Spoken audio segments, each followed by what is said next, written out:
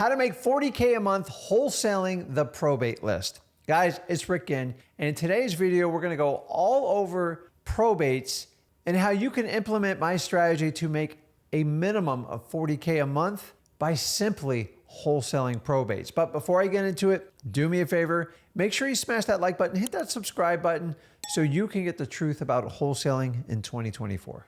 Probates, what are they?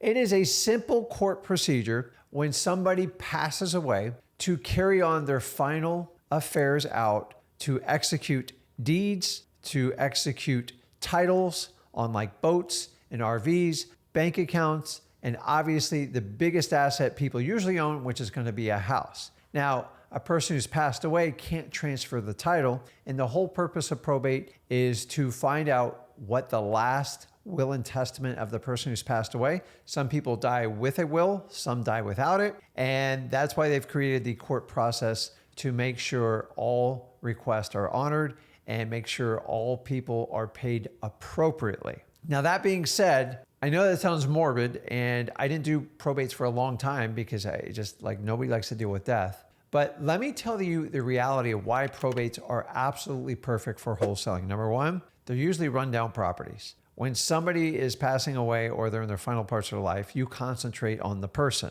You don't concentrate on fixing up the house. It actually has nothing to do with money. It's just usually you have to conform the house who somebody has stability problems, or if they're elderly and they can't fall and break their hip. So the house gets adapted pretty quickly, the kitchen, the bathroom, the floors, and hopefully this goes on a long time and the person enjoys their final days. But the reality is when the person passes away, this house has to be sold through the probate process. And that's usually going to require significant updating. People, maybe someone's cutting the grass, they're just not doing the detail of the landscaping. And these properties are typically already outdated before the person has their final resting place, because a lot of times the house is already outdated and then you spend the last couple years or 5 years taking care of them. And by that point, the house needs an entire facelift. All the handicap accessory stuff has to be taken out and the house has to be painted and get brought back up into modern times to do that. Now, why is that so great? Because most people that take on a house for probate, they don't want to do all these excessive repairs. And actually, most incidents, this is the rule, not the exception. Number two, most of the people that are in control of a probate are usually out of town or out of state, which gives them more motivation to get rid of the property. Keep in mind, if they keep this property, they got to pay the mortgage. If there's a mortgage, they got to pay the insurance. They got to pay the tax bill. They got to maintain the landscaping.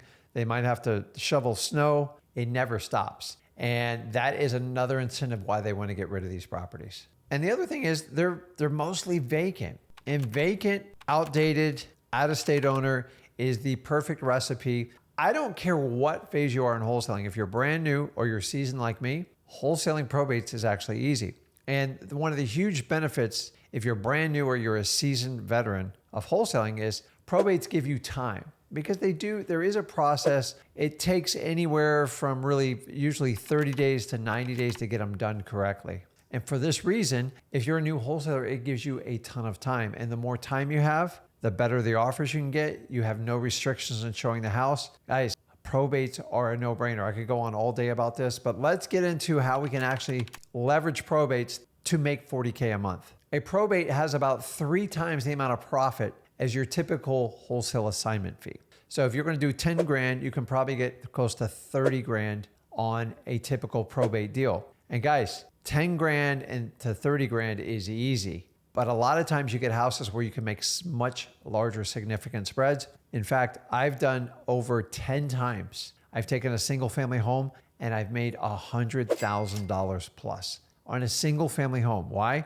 It was a probate. They didn't want it. We came up with a price and we quickly got it sold for full market value, close to full market value. And why did I do that? Because I had no restrictions on showing the house. It was vacant and I had all the time in the world to find a buyer for it. And that's what I want to show you today.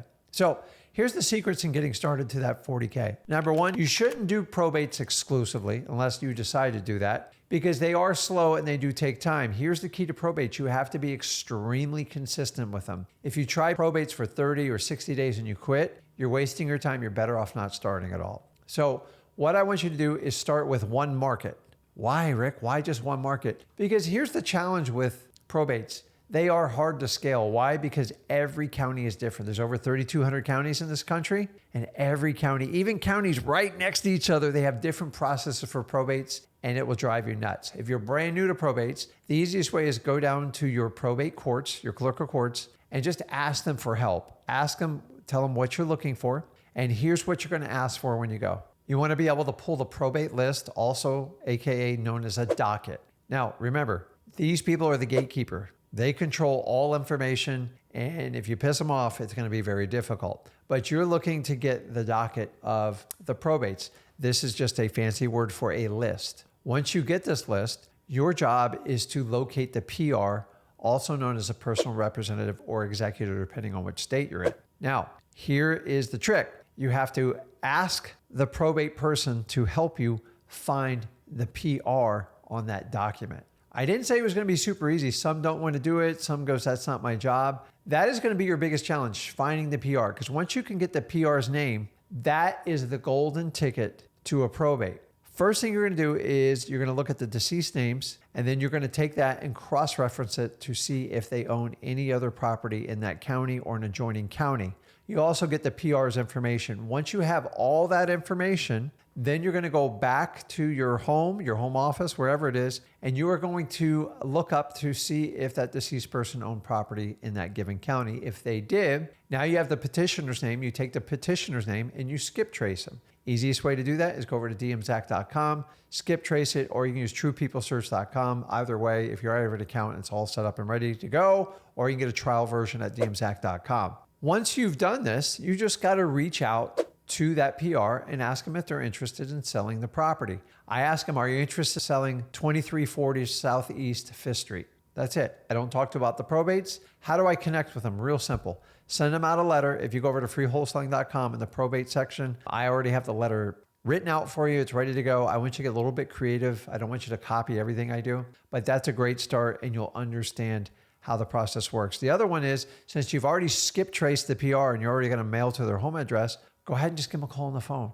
You don't need a fancy dial or anything like that. Just go ahead and just rip off. Are you interested in selling 2300 Northwest 5th Street? Yes, no, whatever. And then let them talk. The more they talk, the better. You go, well, Rick, how come I'm going to make 40K? I agree. If you just do one market, it's going to be hit or miss. And I've already told you probates are slow. So here's how you get to the 40K. Here is a little bit of the secret on this. You're going to have to add 2 more markets, preferably 2 counties that are near you. You can do this locally. It's much easier. You can do it virtually. It's a little bit more challenging. You're going to have to get that information online. Now, don't set up the additional 2 markets until you have the 1 market dialed in. And then you do the second market because you got to learn that. You got to learn the rules. You got to navigate around the privacy policy. And it's real fun. Once you get 3 up and going, now you're in business. It will take some work to keep feeding these leads. You want the freshest data. That is the key to any type of probate. Speed kills, guys. And I'm telling you, just on one deal, you can make 40K. So if we give you 3 markets, within 90 days, you're well on your path to at least take down 1 deal for 40K. Guys, I do this all the time. It works. Probates are some of the most motivated sellers you'll ever deal with. And the fact that they're vacant, they need repairs, and you have an out-of-town owner and they're so profitable is the reason why I want you to do them. Now, as I said, you can go over to freewholesaling.com. I share my probate letter. I put what I call a USP in there, a unique selling proposition, basically teaches them how we can buy their house before the probate's complete. I want you to use that as your ticket to create a call to action to have them meet up with you. Don't tell them over the phone how to do it. Don't tell them until you're in person and they're a qualified lead. Then you show them how to do it. And we teach you all on how to do that at freewholesaling.com. Now, I'm going to give you 4 simple tips that's going to help you in your probate process. Once again, I do teach this in much deeper depth at freewholesaling.com. But number 1, you got to learn to be a good listener. God gave you 2 ears, 1 mouth. Use it accordingly. You need to ask quality questions and you need to be a good listener. The more you listen, the more data you can bring in. And the more data you have, the easier it is to provide a solution for your probate sellers. Number 2, help the sellers. A lot of people in probate are in distress. They're freaked out for obvious reasons. It's very stressful to those people that are very close to you, and you've got to help them keep this transaction as easy as possible. Don't give them a lot of grief. You don't want to stress them out in the negotiations. You've got to help them because they got bigger issues than this house. And if you're going to be a human being and you'll help them out, sometimes they need to connect you with an estate sale company. Sometimes they want you to come over and look at stuff. Just be a helping person. Sometimes it's providing like a moving truck to help move all this stuff in the storage, whatever it is, and then help them collect family heirlooms. And then go in and help them identify them and let them tell you the stories, because everyone has a story to tell when somebody's in probate. The more they talk, the better off you're going to do. And number 3, you got to learn to be patient. People in probate do not want to be pushed around. They're already stressed out. And if you just go after them on price and you're attacking price in the first minute of a conversation, you're not going to do well in probates. Remember, you got to be a good listener. 2 ears, 1 mouth. Use that rule. Be extremely patient. It often takes 5 to 6 touches before I even get to the price on somebody in probate. I want them to trust me, and I want to build great rapport with them. So when it comes to the price, I don't have a stressful conversation, a stressful negotiation. The more patient you are in probates, the better you'll do. And number 4, the last one is be a problem solver. Let me give you an example. A lot of people in probate, like, Rick, I'd love to have you come look at the house, but I'm out of town. I'm going to be back there in about 4 weeks. I can let you in then. Now, I want you to make it easy for them, but like, you have to help them and you got to solve problems for them. They don't want to solve that problem. They just like, I'll deal with it in a month. I tell you what, if you want, what I can do is get a locksmith over there. I can basically rekey for you. I'll mail you a copy of the key, and then I will keep a key until we decide to do the agreement. That way I can look at it, I can get all the paperwork. And then when you come in, if you want, we can walk through the house one more time, but we can get all the paperwork out of the way. You see, by solving that problem and not letting them delay. The other one they typically do is my cousin has the key and you get in contact with them. Get the cousin's phone number and go straight to them to get it. And if you can't get anywhere, go to the locksmith one. Guys, it's 50, 60 bucks. It is well worth it on a probate deal. This is what I'm talking about, solving problems. Guys, the final key you got to understand with any type of probate marketing is you have to be extremely consistent. It's slow and it's sluggish, but it does build momentum. You might only get a call or 2 in a month, but you have no idea. One call can be worth $40K. If we're going to do 3 markets, you do them consistently, you're well on your path to profitability in wholesaling probate deals. Guys, listen, if you got value from this video, do me a favor, make sure you smash that like button, hit that subscribe button, give me your comments in here. How many markets are you guys doing in probates? And are you having success doing it? I would love to hear back from you. And once again, make sure you hit that subscribe button. This is Rick Ginn, and I'll see you in the next video.